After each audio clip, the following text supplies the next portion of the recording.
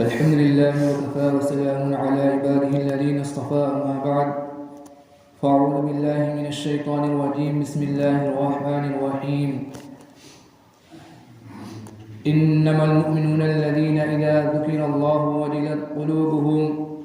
وإذا تليت عليهم آياته زادتهم إيمانا وعلى ربهم يتوكلون الذين يقيمون الصلاة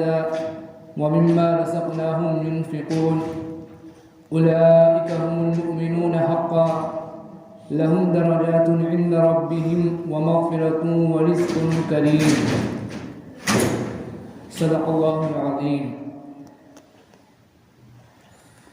میرے محترم بزرگوں اور دوستو،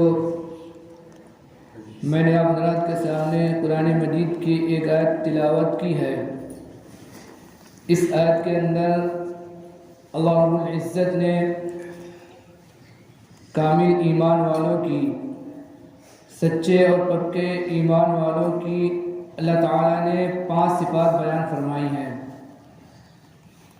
کہ یہ 5 صفات جن کے اندر پائی جائے گی تو وہ شخص سچا اور پکا مسلمان ہے۔ اللہ رب العزت نے ہم سب کو بہت بڑی دولت، ایمان کی دولت سے نوازا۔ اللہ تعالیٰ نے ہمیں اور آپ کو ایمان کی دولت عطا فرمائی۔ یہ اللہ تعالیٰ نے جو ہمیں اور آپ کو ایمان کی دولت عطا فرمائی ہے، اس کی کوئی قیمت نہیں ہے۔ اللہ تعالیٰ نے جو ہمیں اور آپ کو ایمان کی دولت سے نوازا، اس ایمان کی دولت کی کوئی قدر و قیمت نہیں۔ یہ جو بیش بہا قیمتی اللہ تعالیٰ نے ہمیں اور آپ کو دولت عطا فرمائی ہے۔ تو جب اللہ تعالیٰ نے ہمیں اور آپ کو یہ ایمان کی اتنی زیادہ قیمتی دولت عطا فرمائی، تو اب ہمارے ذمے بھی یہ بات لازم اور ضروری ہے کہ ہم اس ایمان کی، اللہ تعالیٰ نے جو ہمیں اور آپ کو جو ایمان دیا ہے، اس ایمان کی ہم اور آپ زیادہ سے زیادہ حفاظت کریں۔ ایمان کے جتنے بھی اجزاء ہیں، ان تمام اجزاء پر ہمارا 100% یقین ہونا چاہیے۔ اللہ تعالیٰ کی ذات اور صفات پر ہمیں اور آپ کو 100% اعتماد اور یقین اور ایمان ہونا چاہیے۔ شیخ الاسلام حضرت مولانا حسین احمد مدنی رحمۃ اللہ علیہ جب کسی کو بیعت فرماتے، کتابوں کے اندر لکھا ہے کہ حضرت جب کسی کو بیعت فرماتے تھے تو آپ ارشاد فرماتے تھے کہ کہو کہ میں اللہ تعالیٰ پر ایمان لایا جیسا کہ وہ اپنی ذات میں ہے اور جیسا کہ وہ اپنی صفات میں ہے۔ اللہ تعالیٰ کی ذات اور اللہ تعالیٰ کی صفات کا کامل طور پر ادراک کرنا یہ انسان کے بس کی بات نہیں۔ اللہ تعالیٰ نے جو انسان کو جو عقل دی ہے وہ ایک محدود عقل ہے۔ انسان اپنی اس محدود عقل کے ذریعے سے اللہ تعالیٰ کی ذات اور صفات کے بارے میں کامل طور پر ادراک نہیں کر سکتا۔ اس لیے ہمیں اور آپ کو اللہ تعالیٰ کی ذات اور صفات کے بارے میں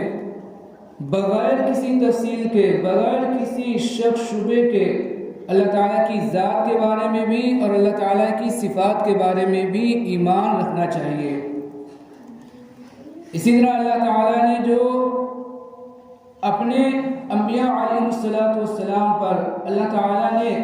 جو اپنے رسولوں کو جو اللہ تعالیٰ نے کتابیں دی، جو اللہ تعالیٰ نے کتابیں نازل فرمائیں، ان کتابوں پر اور اللہ تعالیٰ نے جو انبیاء علیہ السلام اس دنیا کے اندر بھیجے، اللہ تعالیٰ نے جو رسولوں کو اس دنیا کے اندر بھیجا، تمام انبیاء اور تمام رسولوں پر، اسی طرح اللہ تعالیٰ کے جو مخلوق، اللہ تعالیٰ کے جو فرشتے ہیں جو اللہ تعالیٰ کی مخلوق ہیں، جو اللہ تعالیٰ کی نورانی مخلوق ہیں، ان فرشتوں کے وجود پر، اسی طرح آخرت کے اوپر اور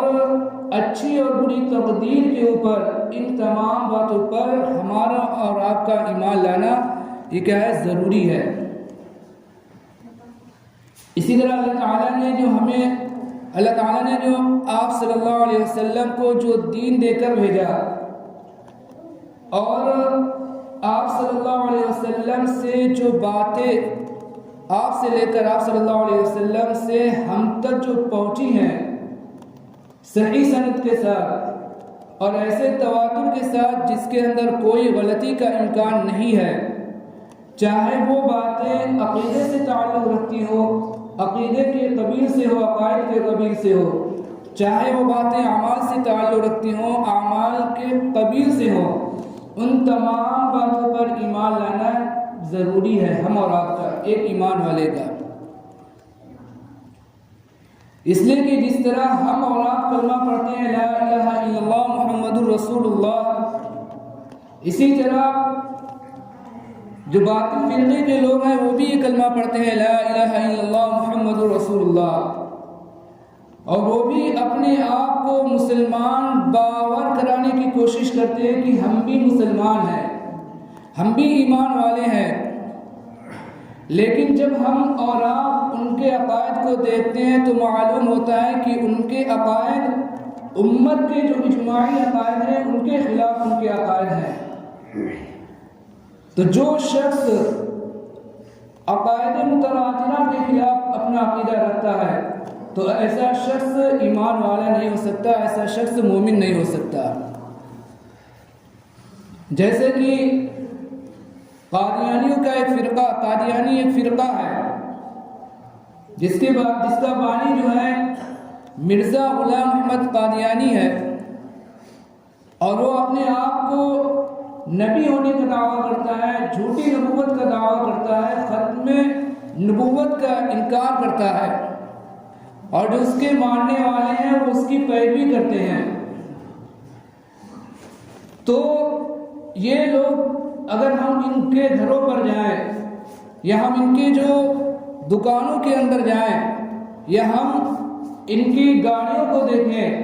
یا ہم ان کے جو گھروں کے اندر دیکھیں گے تو ہمیں اور آپ کو پتہ چلے گا کہ جس طرح ایک ایمان والے کے گھر کے اندر، ایک سچے اور پکے ایمان والے کے گھر کے اندر جس طرح جو لا الہ الا اللہ محمد رسول اللہ کی تختی لگی ہوتی ہے، اسی طرح ان کے گھروں کے اندر بھی وہ تختی پائی جائے گی۔ جس طرح ایک صحیح عقیدہ رکھنے والا انسان اپنے جو دکان کے اندر لا الہ الا اللہ محمد رسول اللہ صلی اللہ علیہ وسلم کی جو تختی لگاتا ہے، اسی طرح یہ جو بھی اپنے دکان کے اندر لا الہ الا اللہ محمد رسول اللہ کی یہ تختی لگانے ملے گی ہمیں اور آپ کو۔ لیکن ہم اور آپ کو علم نہ ہونے کی وجہ سے اور ہم آپ کا دین کی دوری ہونے کی وجہ سے ہم اور آپ یہ سمجھتے ہیں کہ یہ ایمان والے ہیں، لیکن دور دور تک ایسے لوگوں کا ایمان سے کوئی تعلق نہیں ہوتا۔ اس لیے کہ جو شخص جھوٹی نبوت کا دعویٰ کر رہا ہے، جو شخص ختم نبوت کا جو منکر ہے، اگرچہ وہ اپنے آپ کو لاکھ کوشش کرے، لاکھ یہ کہے کہ لاکھ مرتبہ کہے کہ میں مسلمان ہوں، اپنے آپ کو باور کر رہا ہے کہ میں مسلمان ہوں، لیکن چونکہ اس کے جو عقائد ہیں ان عقائد کے خلاف ہیں جو امت کے اجماعی عقائد ہیں، اس لیے ایسا شخص ایمان والا مومن نہیں ہو سکتا۔ اسی طرح بعض بدنصیب اور یہ کہا جائے کہ بعض بدبخت لوگ ایسے ہیں جو صحابہ رضی اللہ عنہم اجمعین کو کھلم کھلا برا کہتے ہیں اور ان کو کھلم کھلا وہ کافر کہتے ہیں۔ حضرت امی عائشہ رضی اللہ تعالی عنہ کے بارے میں وہ توہین آمیز باتیں کرتے ہیں۔ امیر المؤمنین خلیفہ اول حضرت ابوبکر صدیق رضی اللہ تعالی عنہ کے بارے میں ان کا عقیدہ یہ ہے کہ نعوذ باللہ وہ کافر تھے۔ تو جو لوگ ایسا عقیدہ رکھتے ہوں، جو صحابہ کو برا بھلا کہتے ہوں، جو صحابہ کے بارے میں اس طرح عقیدہ رکھتے ہوں، تو ایسے شخص، ایسے لوگ اپنے آپ کو لاکھ یہ کہیں، لاکھ یہ سمجھانے کی کوشش کریں کہ وہ مسلمان ہیں، لیکن ان کا ایمان سے، ان کا مسلمانوں سے، اسلام سے دور دور تک کوئی تعلق نہیں ہے، اس لیے کہ ان کے جو عقائد ہیں وہ عقائد متواترہ کے خلاف ہیں، یعنی ان باتوں کے خلاف ہیں جو باتیں صحیح مستند حوالوں کے ساتھ ثابت ہیں، جو باتیں صحیح اور مستند حوالوں کے ساتھ ثابت ہیں ان کے عقائد جو اس کے خلاف ہیں، اس لیے ایسے لوگ جو مسلمان نہیں ہو سکتے، ایسے لوگ ایمان والے نہیں ہو سکتے۔ حضرات فقہاء کرام نے لکھا ہے کہ جو لوگ حضرت عائشہ رضی اللہ تعالی عنہ کے بارے میں توہین آمیز باتیں کہیں اور خلیفہ اول حضرت ابوبکر صدیق رضی اللہ تعالی عنہ کے بارے میں ان کا یہ عقیدہ ہو کہ نعوذ باللہ وہ کافر ہے، تو ایسے لوگ ایمان والے نہیں ہو سکتے، اس لیے کہ وہ جو نصوص قطعیہ ثابتہ کا انکار کرنے والے ہیں، یعنی ایسے باتوں کا انکار کرنے والے ہیں جو باتیں صحیح ہیں، مستند ہیں، صحیح مستند حوالوں کے ساتھ کتابوں کے اندر موجود ہیں۔ تو اللہ تعالیٰ نے جو ہمیں اور آپ کو جو ایمان کی اتنی بڑی دولت دی ہے، تو ہمیں اور آپ کو ان باتوں سے اپنی ایمان کی حفاظت کرنی ہے، ہمیں اور آپ کو اپنے ایمان کی ان غلط باتوں سے اپنی ایمان کی حفاظت کرنی ہے، اور اپنے بچوں کو بھی یہ بات بتلانی ہے، ان تک بھی یہ بات منتقل کرنی ہے، ان کو بھی ہمیں اور آپ کو یہ سمجھانا ہے، ان کو بھی ہمیں اور آپ کو یہ بتلانا ہے، اللہ تعالیٰ کی ذات کے بارے میں، اللہ تعالیٰ کی صفات کے بارے میں بتلانا ہے کہ دیکھو دنیا کے اندر جو کچھ بھی ہوتا ہے وہ صرف اور صرف اللہ تعالیٰ کے کرنے سے ہوتا ہے، کرنے والی ذات صرف اور صرف اللہ رب العزت کی ذات ہے، کام کو بنانے والی اگر کوئی ہے تو صرف اور صرف اللہ رب العزت کی ذات ہے۔ یہ باتیں ہمیں اور آپ کو اپنے جو بچے ہیں، چھوٹے چھوٹے بچے، بچپن سے ہی ان کے ذہنوں کے اندر یہ باتیں ہمیں اور آپ کو منتقل کرنی ہے، اس لیے کہ جو بچے ہوتے ہیں چھوٹے چھوٹے، ان کا ذہن جو ہوتا ہے وہ خالی ہوتا ہے، اور جب ذہن خالی ہوتا ہے تو بچپن سے اگر ہم ان کے ذہن کے اندر اس طرح کی باتیں ڈالیں گے، صحابہ کرام کی عظمت کے واقعات کو ڈالیں گے، اہل بیت کی عظمت کے واقعات کو ڈالیں گے، ان کو بتلائیں گے، سیرت کے واقعات کو ان کو بتلائیں گے، صحابہ کی عظمت کے واقعات کو بتلائیں گے، بزرگان دین کی قربانیوں کے واقعات بتلائیں گے، تو پھر اس سے ان کا ایمان مضبوط ہوگا۔ چنانچہ ایک واقعہ لکھا ہے کہ ایک بچہ جو چلتے چلتے گر پڑا، اور جب گرا تو اس کی زبان سے نکلا کہ اے اللہ آپ نے ہی مجھے گرایا، آپ ہی مجھے اٹھائیں۔ تو یہ جو اس نے جملہ کہا، تو اس جملے کے پیچھے اس کے جو والدین ہیں ان کی تربیت کا ہمیں اور آپ کو پتہ چلتا ہے کہ ان کے اس بچے کے والدین نے اپنے بچے کی کس طرح تربیت کی تھی، کہ گرنا اور اٹھنا یہ صرف اللہ تعالیٰ کی طرف سے ہوتا ہے، کرنے والی ذات صرف اور صرف اللہ رب العزت کی ذات ہے۔ اسی طرح ایک اور واقعہ لکھا ہے کہ کسی گھر کے اندر والدین نے ایسا ماحول بنا رکھا تھا کہ بچوں کو یہ سمجھا رکھا تھا کہ جب لائٹ جائے تو انا للہ و انا الیہ راجعون پڑھا کرو، اور اللہ تعالیٰ سے دعا کرا کرو کہ اللہ تعالیٰ لائٹ بھیج دے۔ چنانچہ جب لائٹ جاتی تھی تو بچے انا للہ و انا الیہ راجعون پڑھتے تھے، دعا کرتے ہیں اللہ لائٹ بھیج دیجئے، اور جب لائٹ آتی تھی تو والدین کہتے تھے کہ دیکھو تم نے دعا کری، اس دعا کے نتیجے میں اللہ تعالیٰ نے لائٹ کو بھیج دیا، لائٹ کو واپس بھیج دیا۔ اس طرح والدین اپنے بچوں کی کیا کرتے تھے؟ تربیت کرتے تھے۔ اسی طرح بہت دور کا واقعہ نہیں ہے، بلکہ ایک بہت ہی بڑے مفتی صاحب ہیں جو ابھی بھی حیات ہیں اور بہت بڑی خدمت دین کے انجام دے رہے ہیں، انہوں نے اپنی کتاب کے اندر لکھا ہے، اپنی والدہ کے بارے میں لکھا ہے کہ جب ہم چھوٹے چھوٹے تھے اور اپنی والدہ سے یہ خواہش کرتے تھے، فرمائش کرتے تھے کہ کوئی قصہ سنا دیجئے، کوئی کہانی سنا دیجئے، تو میری والدہ جو اس طرح کے اول جلول واقعات نہیں سناتی تھی، بلکہ کبھی حضرت یوسف علیہ السلام کے واقعہ سناتی تھی کہ کس طرح حضرت یوسف علیہ السلام کے بھائیوں نے حضرت یوسف علیہ السلام کو کنویں کے اندر ڈالا، پھر اللہ تعالیٰ نے ان کو کنویں سے نکالا، اور پھر کس طرح اللہ تعالیٰ نے ان کو بادشاہت عطا کی، اور پھر کبھی جو ہم جو اپنی امی سے جو درخواست کرتے تھے کسی کوئی قصہ کوئی کہانی سنا دیجئے، تو پھر کبھی میری والدہ جو مجھے حضرت ابراہیم علیہ السلام کا واقعہ سناتی تھی کہ حضرت ابراہیم علیہ السلام کو نمرود نے کس طرح آگ کے اندر ڈالا اور اللہ تعالیٰ نے حضرت ابراہیم علیہ السلام کو کس طرح صحیح سالم آگ سے واپس نکال لیا۔ تو کبھی حضرت موسیٰ علیہ السلام کا واقعہ سناتی کہ کس طرح حضرت موسیٰ علیہ السلام کا جادوگروں سے مقابلہ ہوا اور اللہ تعالیٰ نے حضرت موسیٰ علیہ السلام کو فتح نصیب فرمائی، کامیابی نصیب فرمائی۔ تو کبھی جو سیرت کے واقعہ سنایا کرتی تھی،